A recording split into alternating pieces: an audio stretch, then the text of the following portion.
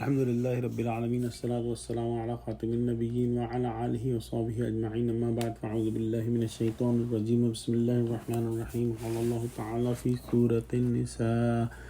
يريد الله ليبين لكم ويهديكم سنن الذين من قبلكم ويتوب عليكم والله عليم حكيم. Translation: Allah desires to make all this clear to you and guide you by example of those who were before you, and to forgive accepting your repentance. Allah is all knowing, all wise.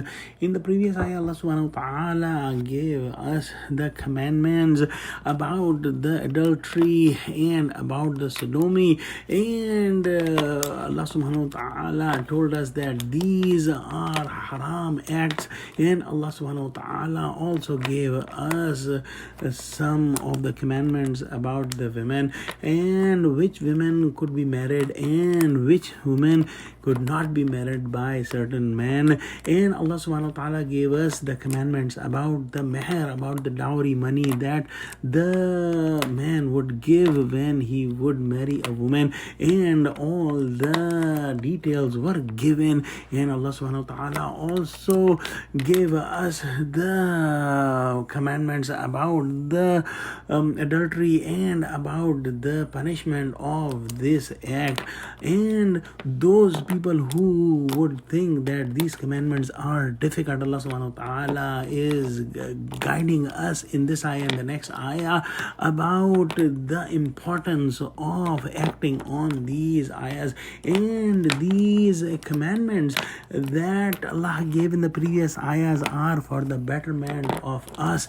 And Allah subhanahu wa ta'ala wants us to be successful, and Allah subhanahu wa ta'ala wants us to save ourselves from the hellfire. And that is the reason Allah subhanahu wa ta'ala has given us clear commandments, and Allah subhanahu wa ta'ala has not kept any secrets, and He has given us clear guidance as Allah subhanahu wa ta'ala guided the previous prophets and previous nations, as Hazrat Ibrahim alayhi salam.